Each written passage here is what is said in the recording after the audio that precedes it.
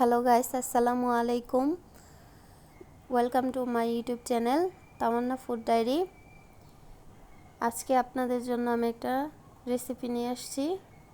চিংড়ি মাছ আর কচু দিয়ে একটি নতুন রেসিপি তৈরি করব। তো চলুন চলে যাই।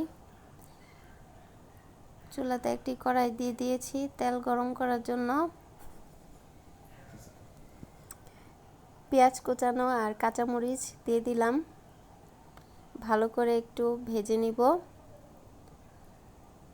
আগে থেকেই করা ছিল সব কিছু রেডি, এখন শুধু দিয়ে দিলাম। তো আস্তা জিরা দিয়ে দিলাম। তারপরে একটু ভালোভাবে নেড়ে চেড়ে নিব। জিরাটা হচ্ছে ভালো একটু ফ্লেভারের জন্য, এটা হচ্ছে অপশনাল, ইচ্ছে হলে দিতে পারেন, না হলে নাই। তারপর হচ্ছে এখন দিয়ে দিব 2-3টা তেজপাতা। তেজপাতাটা অপশনাল। তারপর হচ্ছে ভালোভাবে একটু নাড়াচাড়া করে নিব। তেজপাতাটা দেওয়ার পরে তারপর দিয়ে দিব দারচিনি আর 2টা এলাচ। তারপর হচ্ছে আদা বাটা দিয়ে দিব। দেওয়ার পরে এখন ভালোভাবে একটু নাড়াচাড়া করে নিব, যাতে মশলাটা ভালোভাবে ভাজা ভাজা হয়, না হলে আদা একটা গ্রান আছে, এর জন্য ভালোভাবে ভেজে নিব মশলাটা। কিছুক্ষণ ভেজে নেওয়ার পরে এতে সামান্য একটু পানি অ্যাড করব। তারপর আবার ভালো করে একটু নাড়াচাড়া করে নিব। তারপর এতে কিছু মশলা অ্যাড করব।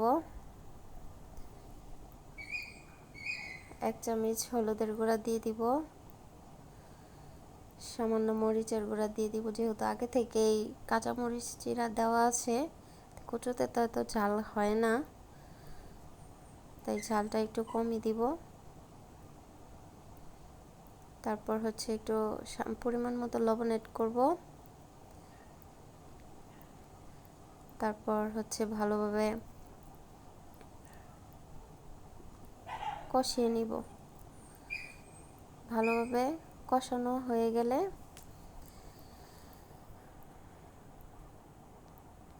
ভালোভাবে কষাতে হবে। ভালোভাবে নাড়াচাড়া করে কষিয়ে নিতে হবে। আর আমার ভিডিওটা যে যেখান থেকে দেখছেন অবশ্যই কমেন্টস করবেন, অবশ্যই সাবস্ক্রাইব করবেন। ভালো লাগলে অবশ্যই লাইক কমেন্ট শেয়ার করে দিবেন। এখন হচ্ছে চিংড়ি মাছগুলো দিব। চিংড়ি মাছগুলো দিয়ে একটু ভালোভাবে কষিয়ে নিব, যাতে মশলাগুলো ভালোভাবে অ্যাড হয় চিংড়ি মাছের সাথে। কিছুক্ষণ একটু কষিয়ে নেওয়ার পরে তারপর আবার ফিরে আসব। ভালোভাবে একটু কষিয়ে নিতে হবে, যাতে মশলাগুলো এর সাথে অ্যাড হয়ে যায়। তারপর হচ্ছে ভালোভাবে নাড়াচাড়া করতে হবে। তারপর কচুগুলো সিদ্ধ করা ছিল আগে থেকে, এগুলো দিয়ে দিব। দিয়ে একসাথে নাড়াচাড়া করতে হবে ভালোভাবে, যাতে মশলাগুলো কচুর সাথে মিশে যায়। তারপর ভালোভাবে নাড়াচাড়া করতে হবে।